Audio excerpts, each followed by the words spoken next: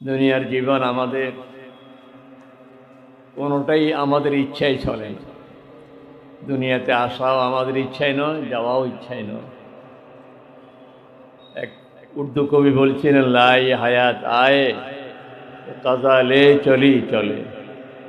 আল্লাহর ফয়সালা ছিল তো দুনিয়াতে আসছে, আবার ফয়সালা হবে তো দুনিয়া থেকে চলে যাবে। না আপনি খুশি সে আয়ে থে হাম, না আপনি খুশি সে চলে। নিজের ইচ্ছায় আসতেও পারেনি, নিজের ইচ্ছায় যেতেও পারব না। আমার জন্মের তারিখ নির্ধারিত ছিল আল্লাহর পক্ষ থেকে। ডাক্তাররা বললেও ওই তারিখে আমার জন্ম হয়নি। আবার যাওয়ার তারিখও নির্ধারিত আল্লাহর কাছে। গোটা দুনিয়ায় আমাকে রাখতে চাইলেও আমি থাকতে পারব না। আমি নিজেও চেষ্টা করলে থাকতে পারবো না, কেউ চেষ্টা করেও রাখতে পারবে না। দুনিয়াতে মানুষ মৃত্যু থেকে বাঁচতে চায়, বাঁচার কোনো উপায় নেই। কিন্তু জাহান্নাম থেকে বাঁচতে চায় না। ইচ্ছা করলে সে জাহান্নাম থেকে বেঁচে যেতে পারে। আমি জাহান্নামে যাব না, এমন কাজ করব না যেই কাজ আমাকে জাহান্নামে নিয়ে যায়।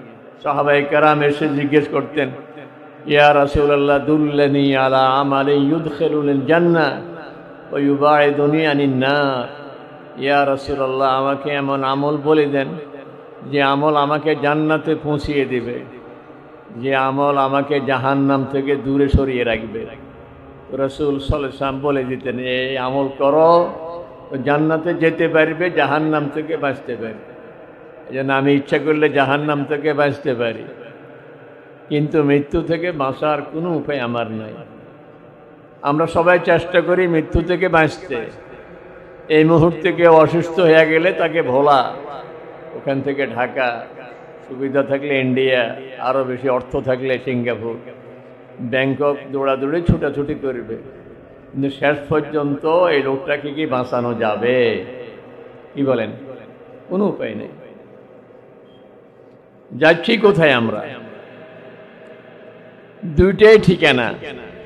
মৃত্যুর মুহূর্তে নেককারকে জান্নাতের ছবি দেখানো হয়।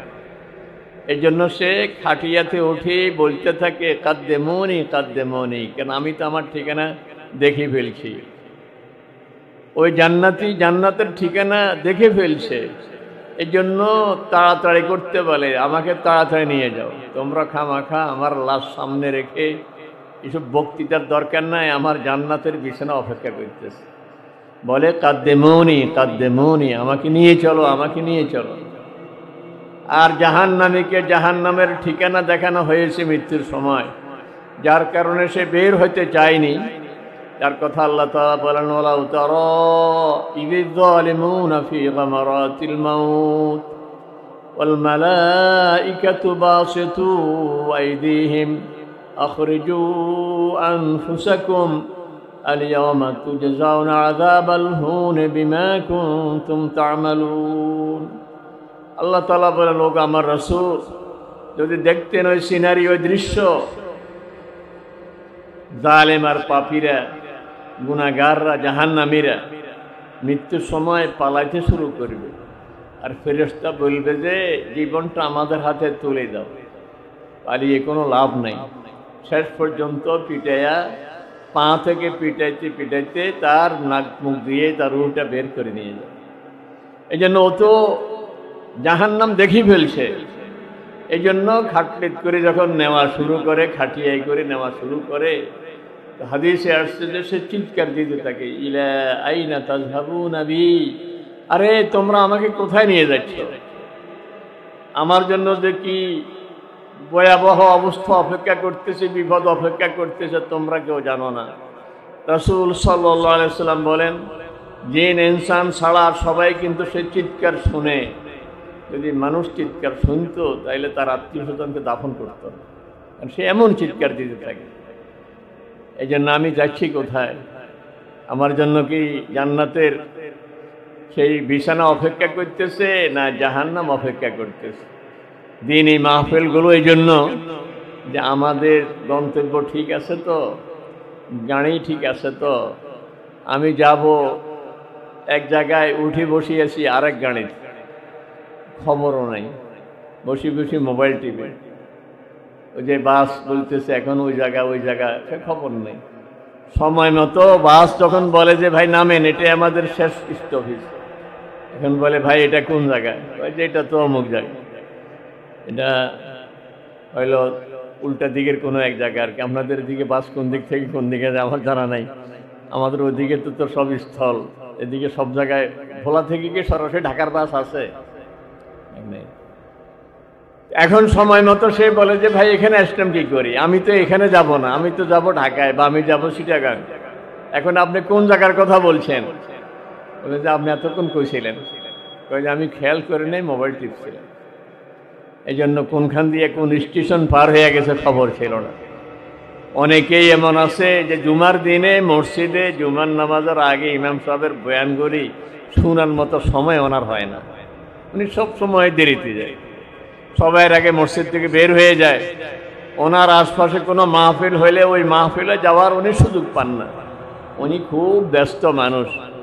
কিন্তু যখন খাটলি চলে আসবে, খাটিয়া চলে আসবে, আর দেখতেছে দোজকের খাটিয়া, এখন বাস ভুল করলে তো বাসের ড্রাইভার বা কোনো যাত্রী বা কোনো মানুষ তাকে সহযোগিতা করতে পারে যে ভাই আপনার টেনশন করেন না, ধরেন আমি ভাড়া দিয়ে দিলাম, আপনি চলে যান, অথবা আপনার বিকাশের টাকাটা আনায় নেন, কোন একটা ব্যবস্থা করা যাবে। কিন্তু আমার মৃত্যুর সময় আমার এই খাটলি এটাকে কি বাড়ির দিকে আবার ফিরিয়ে নেওয়া যাবে? কি বলেন, সুযোগ আছে?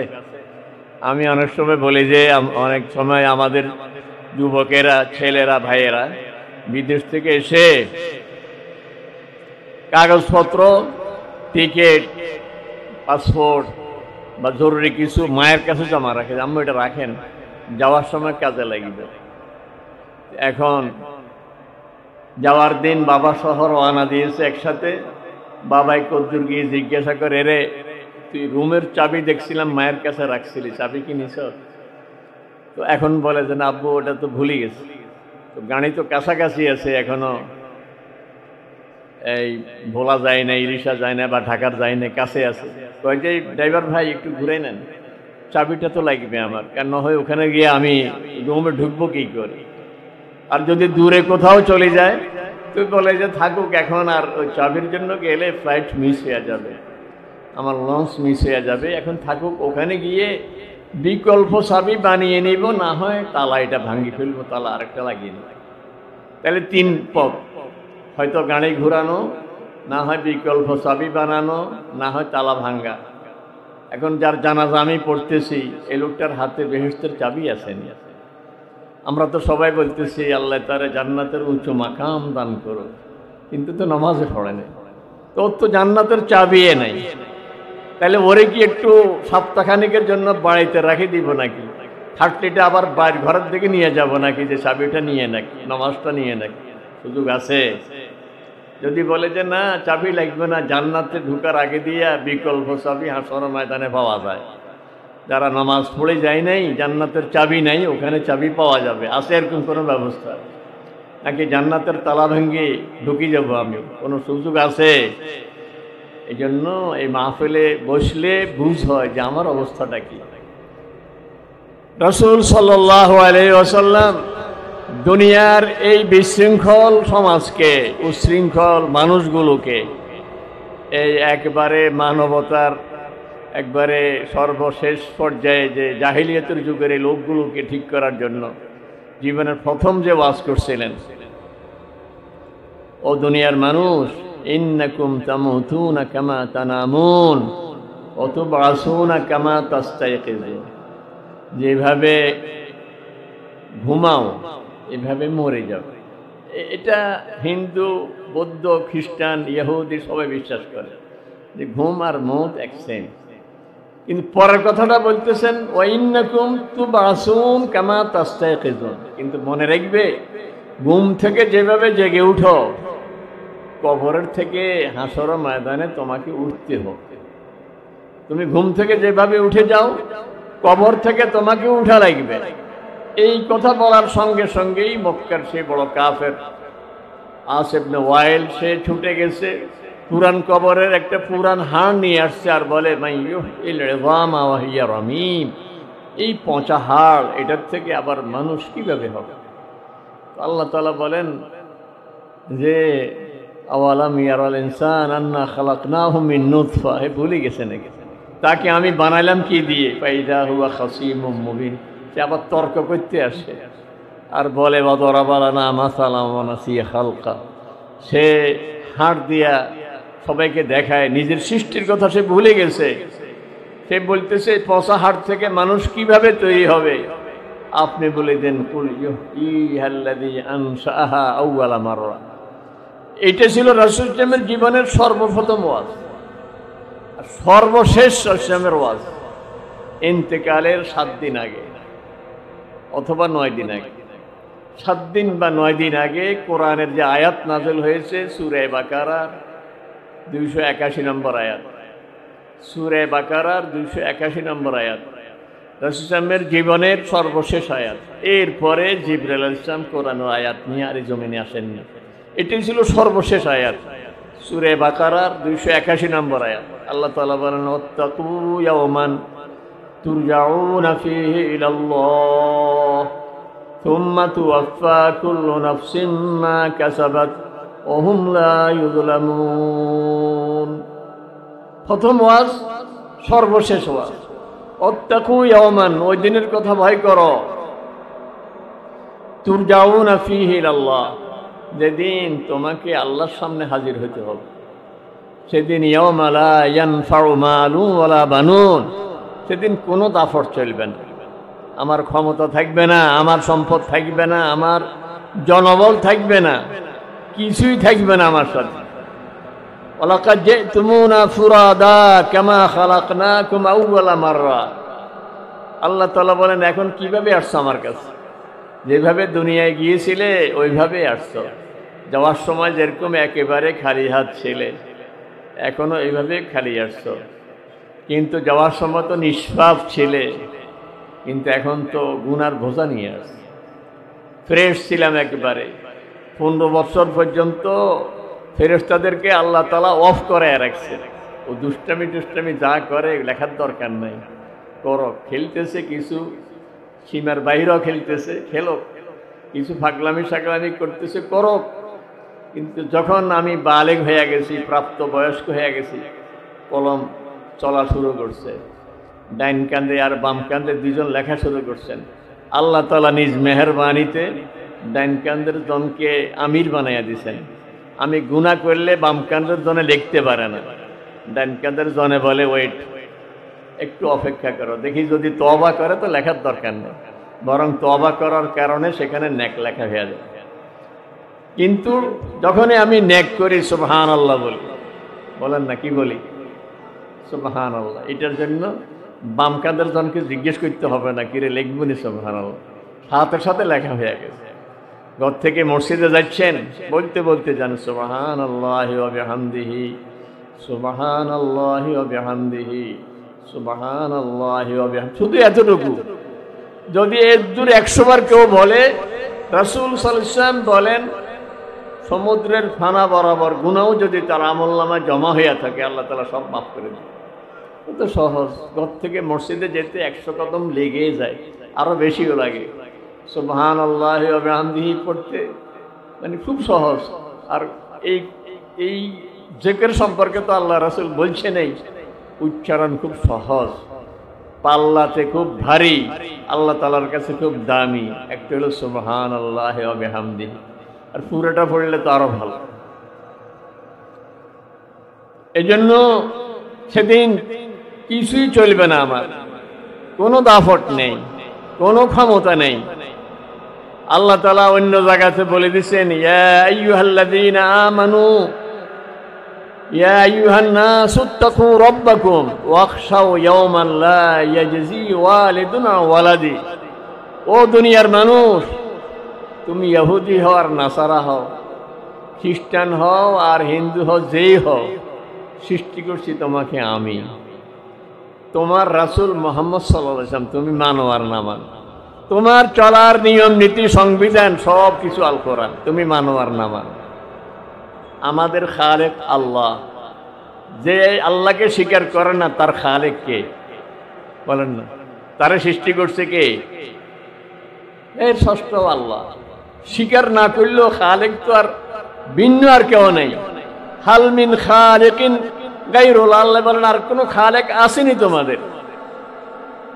আম খুলিকু মিন গায়রি শাই আম হুমুল খালিকুন, আল্লাহ তাআলা বলেন এদেরকে জিজ্ঞেস করেন ওরা মায়ের পেটের ভিতরে হইল কেমনে? অটোমেটিক হয়ে গেছে নাকি নিজেরা মায়ের পেটে বসি বসি আমার হাত আমি বানাইছি, আমার চোখ আমি লাগাইছি, আমার কান আমি লাগাইছি, আমার নাক আমি সংযোগ করছি? তো ওর এইসব করল লোকে জিজ্ঞেস করেন না। খালেক মানি আর না মানি সকলের স্রষ্টাকে আল্লাহ। হিন্দুর খালেক স্রষ্টাও আল্লাহ, ইহুদির খালেকও আল্লাহ। আমার রাসূল মুহাম্মদুর রাসূলুল্লাহ সাল্লাল্লাহু আলাইহি ওয়াসাল্লাম সকলের নবী, যে মানে তারও নবী, যে মানে না তারও নবী। এই জন্য আমরা সবাই সারা দুনিয়ার সকল মানুষ রাসূল সাহেবের উম্মত। উম্মত দুই ভাগ, উম্মতে দাওয়াত, উম্মতে ইজাবত। আমরা যারা মানি আমরা হইলাম উম্মতে ইজাবত, আমরা ওনাকে নবী মানি। কিন্তু যারা মানে না এদের কি আল্লাহ ভিন্ন রাসূল পাঠাইছেন?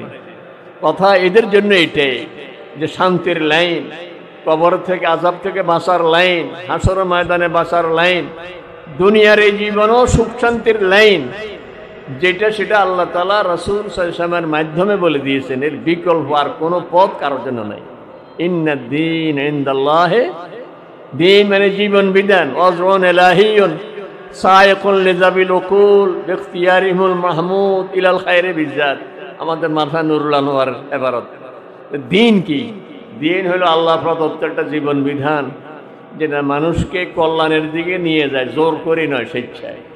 স্বেচ্ছায় তাদেরকে কল্যাণের দিকে নিয়ে যায় এমন একটা জীবন বিধানের নাম দিন। আল্লাহ তাআলা বলেন চলার লাইন এটাই, এর বাহিরে ওয়ামাই ইয়াবতাগি গায়রাল ইসলামে দিন, এটা ছাড়া যদি তুমি শান্তির জন্য অন্য কোনো বিকল্প কিছু খোঁজো, সারা জীবন খুঁজিও তুমি শান্তি বের করতে পারবে না। সাইয়্যিদ কুতুব রহমতুল্লাহ আলাইহি উনি বলেন যে আজীব মানুষ, সব বিষয় সে বুঝে, নিজের ব্যাপারটা বুঝে না। এরকম এটা লোক যাচ্ছে রাস্তা দিয়ে, ভাই কই যান? আমি একটু বরানোর দিন যাই। কি জন্য? মোবাইলটা একটু দেখাবো। কাকে? অমুক রিক্সার মিকারের কাছে। আপনি বললেন ভাই এটা কি বলেন আপনি? মোবাইল দেখাবেন রিক্সার মিকারের কাছে? কেন মোবাইল দেখাবেন? ওই অমুক রোডে একজন ভালো মেকার আছে, মোবাইল দেখবেন লেখা আছে মোবাইল সার্ভিসিং করা হয়, মোবাইল হাসপাতাল, আমরা ওখানে দেখেন। নিজের টেলিভিশন নষ্ট, নিজের ঘড়ি নষ্ট, নিজের সাইকেল নষ্ট, নিজের মোটর সাইকেল নষ্ট, কোনটা কোথায় ঠিক করতে হবে এটা মানুষ বুঝে। কি বলেন, বুঝে না? কিন্তু মানুষ নষ্ট হয়ে গেছে।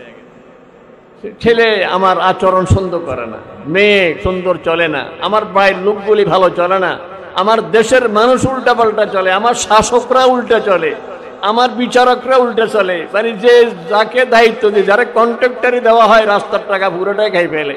মনে হয় যেন আমাদের থেকে আরো চাঁদা দিলে আরো ভালো হইতো, কাজ তো লাগবে না। আসেন এরকম। এই যে মানুষ নষ্ট হয়ে গেছে, মানুষ ঠিক করার জন্য কার কাছে যাবে? বেমালুম মানুষ এটাই ভুলে গেছে যে আল্লাহ তাআলা তো এই কোরআনের জন্য দিয়েছেন, তোর যত সমস্যা সব সমাধান খুঁজি পাবে আমার কোরআনে। আমার কোরআনের কাছ থেকে সমাধান নেই। যেই নষ্ট, কারের ব্যক্তিগত জীবনে অশান্তি, পারিবারিক জীবনে অশান্তি, সামাজিক জীবনে অশান্তি, সব সমস্যার সমাধান কোরআনে আছে না নাই?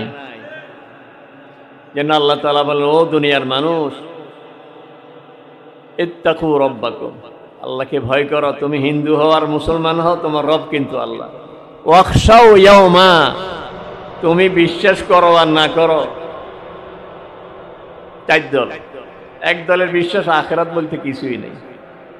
এরা দুনিয়াতে কেউ মারা গেলে, ওদের খুব ভালো মানুষ ছিল কিন্তু দুনিয়াতে কোনো ভালো কিছু করতে পারে নাই, অসুখে কষ্ট পেয়েছে, অভাবের মধ্যে ছিল। তো ওদের ধারণা হইলো এই লোক মারা গেলে এর আত্মাটা আবার ফিরিয়ে আসবে, নাতি হইয়া পন্থী হইয়া ফিরিয়ে আসবে।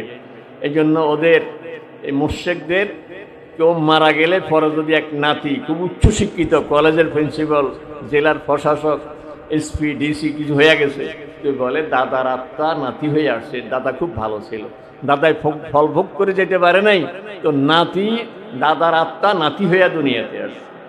কেন? ওরা তো আখিরাত বিশ্বাস করে না। আর একটা লোক খুব খারাপ, কিন্তু দুনিয়াতে তেমন শাস্তি পায়নি, ভালো ভালো হঠাৎ চলে গেছে। ওদের ধারণা হইলো এই তো এত পাপ করলো, শাস্তি কই। পরে ও মারা যাওয়ার পরে বাড়িতে একটা কুকুর ঢুকছি, আর এ কয় এই কুকুরের কিছু বলিস না, এটা তোর দাদা। কুকুরে আছে, তোর দাদা তো বহুত পাপ করছে। আমরাও ছোটবেলায় হিন্দু ভাইয়ের আশপাশ দিয়ে যেতে ভয় পাইতাম, কারণ হিন্দু ফোড়া দিলে নাকি ভূত হয়ে যায়। শুনতেন না এরকম আপনারা? না, কারোর আত্মা দুনিয়াতে আর ফিরে আসে না। হইতে হইতে এখন আমাদের ভিতরে চলে আসছে। আপনার দাদা মারা গেছে, ঘরের মধ্যে হঠাৎ করে বড় একটা প্রজাপতি ঢুকছে। সবাই কাছে ও দেখছেন দাদার আত্মা পানি খুঁজতে আসছে প্রজাপতি হইয়া, একটু পানি দিয়ে দেয়। তো পানি একটা দিলে তো প্রজাপতি এমনি উড়ে যায়, হয়তো পানি খাইয়া চলে গেছে। কারোর আত্মাকে আসেনি না। এটা হলো হিন্দুয়ানি আকীদা। ওদের কথা হলো আখিরাত বলতে কিছু নাই, যাওয়া হবে দুনিয়াতে, যদি কিছু বাকি থাকে আত্মাটা আবার ফিরে আসবে দুনিয়াতে। এই একদল। আরেক দল হলো এরা বলে যে আমাদের পূর্বপুরুষরা একটা অন্যায় করছে, 40 দিন গরুর বাছুর পূজা করছিল। মুসা আলাইহিস সালাম গেছে তুরে তাওরাত আনার জন্য। আমরা বলি আরে তুর পাহাড় বলি না, আর তুর শব্দের অর্থে পাহাড়। উনি পাহাড়ে গেছে। এখন পাহাড় বললে আপনারা আবার কোন পাহাড় বোঝেন, যে তুর বলতে হয় আরবিটা। উনি তুর পাহাড়ে গেছে। থাকে দিয়ে একটু দেরি হওয়াতে সামেরি এদেরকে ধোঁকা দিছে। সে আসি বলছে বাসুরতু বিমা লাম ইয়াবসুরু বিহি ফাকাবাসতু কাবযাতাম মিন আসারি রাসূল ওয়া কাযালিকা সাওয়ালাত লি নাফসি। ফিরআউনের ঘোড়া লোহিত সাগরের পাড়ে এসে থেমে গেছে, নামতেছে না। এমন সময় জিবরাইল আলাইহিস সালাম ঘোড়া নিয়ে ফিরআউনের ঘোড়ার সামনে দিয়ে যখন দৌড় দিছে, ফিরআউনের ঘোড়াও পানির ভিতরে, মানে সাগরের মাঝখানে যে রাস্তা দিয়ে ঢুকে গেছে। সামেরি লক্ষ্য করছে যে সামনের যে ঘোড়াটা দৌড়তেছে, ঘোড়াটা যেখানে পা রাখে ওখানে সাথে সাথে ঘাস উঠে যায়। ও ওখান থেকে এক মুঠ মাটি নিয়ে আনিছে। তো মুসা আলাইহিস সালাম গেছেন তাওরাত আনার জন্য, আর হারুন আলাইহিস সালাম 6 লক্ষ বনু ইসরাইল, এদের সবাই মিশরীয় লোকদের থেকে অলংকার হাওলাত নিয়ে রাতে মিশর ছেড়ে বের হওয়ার পরিকল্পনা করছে। কারণ না হয় এমনি বের হইতে গেলে জানাজানি হয়ে যাবে। এখন যখন বের হচ্ছে ওদের ধারণা এরা বেড়াইতে যায়, কেন আমাদের থেকে কালকে স্বর্ণের চেইন ধার নিছে, হাতের রুলি, গলার নেকলেস, এটা সেটা হাওলাত নিছে। এই জন্য ওদের ধারণা এরা সব বেড়াইতে যায়। কিন্তু রাত্রে যে সব 6 লক্ষ পার হয়ে গেছে এটা ওরা টের পায়নি। মুসা আলাইহিস সালাম যখন তাওরাতের জন্য গেছেন, হারুন আলাইহিস সালাম চিন্তা করলেন এই স্বর্ণগুলি কি করব, এটা তো আমাদের না, এটার মাসালা মুসা আলাইহিস সালাম আসলে জিজ্ঞেস করব, উনি সমাধান দিবেন। আর ফেরত দিব বা কাকে, ওরা তো সব সাগরে ডুবি সব শেষ হয়ে গেছে। এই জন্য জমা হচ্ছিল স্বর্ণ। এর মধ্যে সামেরি আসছে, বলল যে আলকে মাফি ইয়ামিনিক, তোমার হাতে যেটা আছে এটা ফেলো। সে কয় যে আল্লাহর নবী একটু দোয়া করেন, আল্লাহ যেন আমার মনের বাসনা পুরা করে। কিন্তু এর মনের মধ্যে কি শয়তানি হারুন আলাইহিস সালাম জানেন নাই, দোয়া করে দিয়েছেন। আর সে ফেলার সঙ্গে সঙ্গে এটা যেহেতু জিবরাইল আলাইহিস সালামের পায়ের নিচের মাটি, সাথে সাথে কেমিক্যালের কাজ করছে। এতক্ষণ যা স্বর্ণ জমা হয়েছে সবগুলো গরুর বাছুরের ছবি হয়ে গেছে এবং স্বর্ণের এটা। এবং ভিতরে আল্লাহ বলেন এজলান জাসাদান লাহু খুয়ার, এটা এজলুন মানে গরুর বাছুর। আল্লাহ বলেন গরুর বাছুর নয়, জাসাদান লাহু খুয়ার, একটা অবয়ব, এটা শরীর, একটা মূর্তি তৈরি হয়ে গেছে যার ভিতরে গরুর বাছুরের মতো আওয়াজ। এরা মুসা আলাইহিস সালাম আসার আগে 40 দিন এই গরুর বাছুর পূজা করছে। ওদের ধারণা হইল লান তামাসসানান নার ইল্লা আইয়ামাম মাদুদা, আগুনে যদি জ্বলিও তো 40 দিন, এরপরে আর আল্লাহ জ্বালাবে না, বেহেশত দিয়ে দিবে। কষ্ট মষ্ট করে 40 দিন কাটাইতে পারলে আবার জান্নাত হয়ে যাবে। আর খ্রিস্টানদের ধারণা হইল আমাদের নবী ঈসা আলাইহিস সালাম নিজেই চুলিতে চড়ছেন। আল্লাহ তাআলা তো বলেন ওমা কাতালুহু ওমা সলাবু, কিচ্ছু করতে পারে নাই, ওয়ালাকিন সুব্বে আলাহুম। কিন্তু ওদের ধারণা ঈসা আলাইহিস সালাম আত্মোৎসর্গ করে নিজের জীবন বিসর্জন দিয়ে গোটা ওনার উম্মতকে বাঁচিয়ে দিয়েছেন। এই জন্য কোনো খ্রিস্টান দোজখে যাবে না, সব বেহেশতে যাবে। সব মনে মনে মন কেলা খায়, আসেনি এদিকে? এই কথা বলেনি আপনাদের এদিকে? মনে মনে মন কলা খায় বলেনি আপনাদের এদিকে? নাকি আপনারা শুধু মন ফুরাই? মন কলাও খায়, বুঝলেন? আল্লাহ তাআলা বলেন, কুল বালা ওয়া রাব্বি লাতুবআসুন্না, তোমরা যেভাবে বলো ওইটা না, বরং কিয়ামতের ময়দানে ওয়াত্তাকু ইয়াওমান লা তাজজি নাফসুন আন নাফসিন শাইআ, কেউ কারোর উপকারে আসবে না, বাবা ছেলের উপকারে আসবে না, ছেলেও বাবার উপকারে আসবে না। ফালা তাগুররান্নাকুমুল হায়াতুদ দুনিয়া, দুনিয়ার জীবন যেন তোমাদেরকে ধোঁকা না দেয়। জায়গা জমির ধোঁকা, সার্টিফিকেটের ধোঁকা, পদ পদবীর ধোঁকা, নিজের সন্তানাদের ধোঁকা, জওয়ানের যুবকের যৌবনের ধোঁকা, কত রকম ধোঁকা। আল্লাহ তাআলা বলেন কোনো ধোঁকা যেন তোমাদেরকে ধোঁকা না দেয়। যে বয়সে আছি, যে যুবক হইতে পারে তার যৌবনে জীবনের শেষ, বার্ধক্য সে দেখবে না।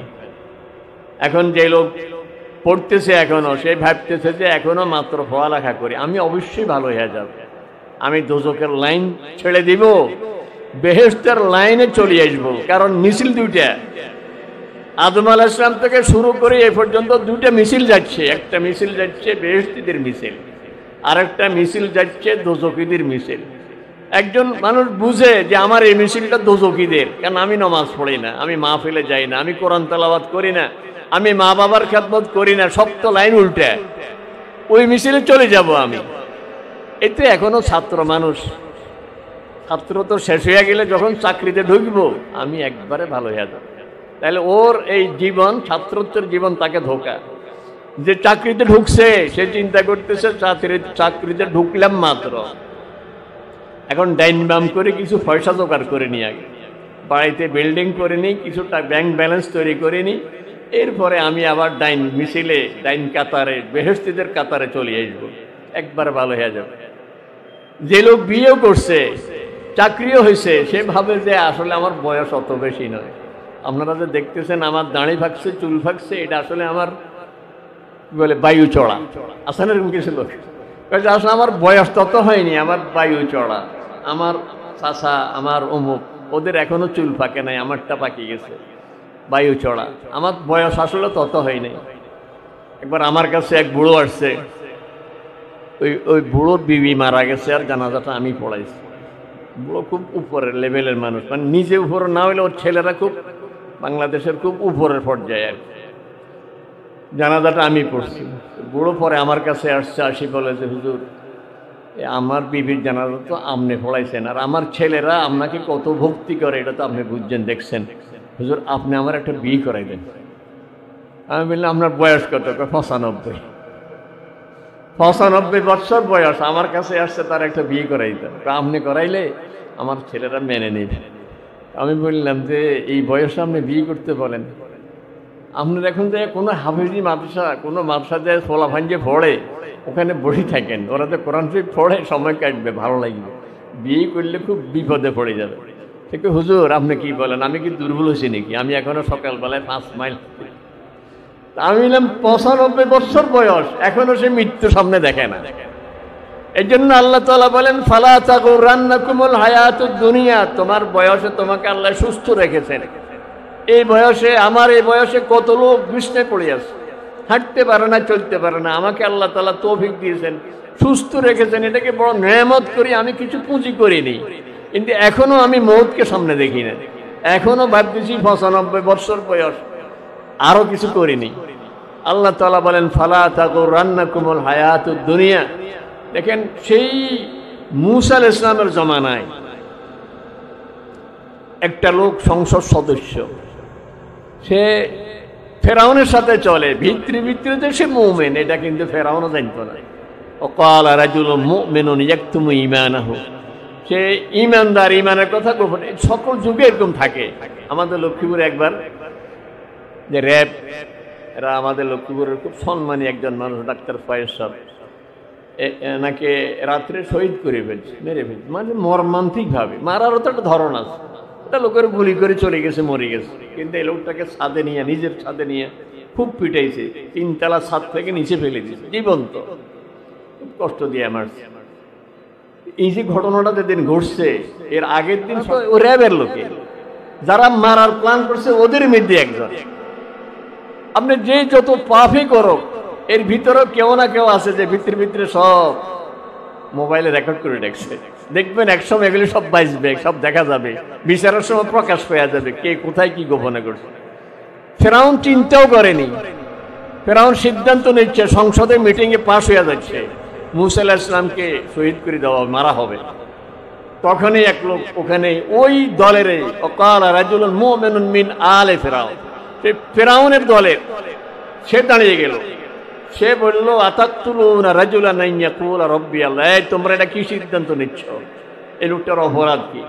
ফাইন ইয়াকু কাযিবান ফালাইহি কাযিবু, যদি লোকটা মিথ্যা বলে থাকে তো তোমরা এর পিছনে লাগবে না, একে তার মিথ্যায় ধ্বংস করে দিবে।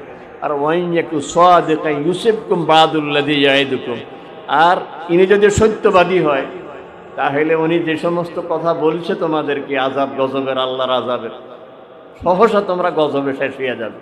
যে এই লোকটার একটা ওয়াজ আল্লাহর এত পছন্দ, সেটা আমি মানে এই মুহূর্তে আপনাদেরকে বলতে চাইতেছি। সেই লোকটা বলতেছে কি, ইয়া কওমি ইন্নামা হাযিহিল হায়াতুদ দুনিয়া মাতা' ওয়া ইন্নাল আখিরাতা হিয়া দারুল করার। মান আমিলা সাইয়্যাতান ফালা ইউজজা ইল্লা মিসলাহা ওয়া মান আমিলা সালিহাম মিন যাকারিন আও উনসা ওয়া হুয়া মুমিন ফাউলাইকা ইয়াদখুলুনাল জান্নাতা ইউরযাকুনা ফিহা বিগাইরি হিসাব।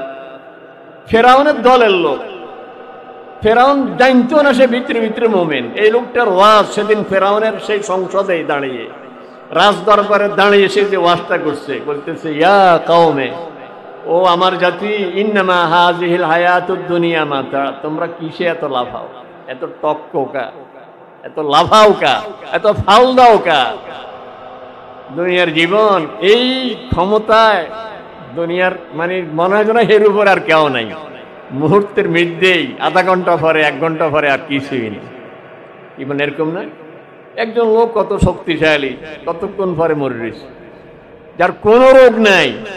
কাম মিন সহিহিন রাআইতাহু মিন গায়রি সুকমিন, কত সুস্থ মানুষ যাকে তুমি দেখেছো, যার কোনো রোগ নেই। আমার লক্ষ্মীপুরে একজন ছিলেন, আমারে বলতেছে, হুজুর আমি লোহা খাইয়া লোহা হজম করতে পারি, লোহা খাইয়া লোহা হজম করতে পারি, আমার কোনো রোগ নেই। মানুষ কি ডিম একটার বেশি আরেকটা খাইতে চায় না, আমি 8টা 9টা খাইতে পারি একটাতে। আমি যাইতেছি মানসার দিকে, উনি মানে খুব ভালো মানুষ, শুধু যে স্বাস্থ্য আছে এটা না, সামাজিকতা, ভদ্রতা, এবাদত সব ঠিক ছিল ওনার, এমনি জেনারেল লাইনের মানুষ। আমি মানসার দিকে যাচ্ছি, হঠাৎ করে একটা সালামের আওয়াজ শুনি, আমি দাঁড়ায় গেলাম। পরে দেখলাম তো ওনার বাসা সামনে দিয়ে গাছ আছে, সরাসরি ওনাকে দেখা যায়নি, আওয়াজ তো শুনছি ওনার। দাঁড়াইছি আর ফাঁকে দিকে, হুজুর কই যান? বললাম আমি মাদ্রাসায় যাই। এই যে কথা বলে গেলাম, 15 মিনিটের মাথায় ওনার বাসার থেকে ফোন গেছে। ওনার বাচ্চা বলতেছে, হুজুর আব্বু তো স্ট্রোক করছে। এই 15 মিনিট আগে আমার সাথে কথা, একেবারে সুস্থ মানুষ। আমরা ঢাকা নিয়ে যাচ্ছি। আমি ঠিক আছে যাও, আমরা দোয়া করি, আল্লাহ হেফাজত করো। 2 দিন পরে ঢাকার থেকে ফোন দিচ্ছে, হুজুর আব্বু মারা গেছে। আমরা লাশ নিয়ে আসতেছি। তো লাশ আসার পরে আমার একই এলাকায় বাসা, রাত 12টা হয়ে গেছে। লাশ আসার পরে অ্যাম্বুলেন্স থেকে ওই বক্সটা, কফিনের বক্স করে আনে, খোলা, আমি প্রথম খুলছি। মানে আমার এই স্মৃতিটা জীবনও ভুলার মতো না। এই লোকটা মনে হয় যেন এই মাত্র আমারে বলতেছে, হুজুর কোথায় যান, আর এখন ঢাকার থেকে লাশ হয়ে আসছে। এই জন্য কবি বলেন, কাম সহিহিন রাআইতাহু মিন গায়রি সুকমিন জাআতুল মানিয়াতুল ফাউতা, কত সুস্থ মানুষ, কোনো রোগ নাই, হঠাৎ মরে গেছে। এই জন্য ইগতানিম ফিল ফারাগে ফাদলা রুকুইন আসা আন ইয়াকুনা মাউতুকা বাগতা। এই জন্য তুমি সুযোগ পেলেই যায় নামাজ বিছাইয়া 2 রাকাত নামাজ পড়ে যাবে। আমরা তো সময় পাই না, ফজরের পরে ব্যস্ত, যাইয়া দোকানে একটু বসি, চাটা খাবো না, একটু বসেন। 6টা 10-এ জমাত, 6টা 40-এ সূর্য উঠে, 20 মিনিট বসেন, 7টা বাজবে, মাত্র 2 রাকাত নামাজ পড়লেন, আপনার আমল নামায় হজ ওমরা সওয়াব লেখা হয়ে যাবে। সময় পাই না, অফিসের দিকে যাব, দোকানে যাব, মাদ্রাসায় যাব, স্কুলে যাব, কলেজে যাব, অফিসে যাব, আমি রিক্সা নিয়ে বের হব, আমি গাড়ি নিয়ে বের হব, আমার কর্মী শ্রমিক মানুষ, আমার বিবি নাস্তা রেডি করতে করতে 8:30 9টা থেকে 11টার ভিতরে 4 রাকাত নামাজ পড়বো। আল্লাহ তাআলা নিজে ডেকে ডেকে বলেন, বান্দা দিনের শুরুতে 4 রাকাত নামাজ পড়ো, সারা দিনের তোমার সকল কাজের দায়িত্ব আমি নিয়ে নিই।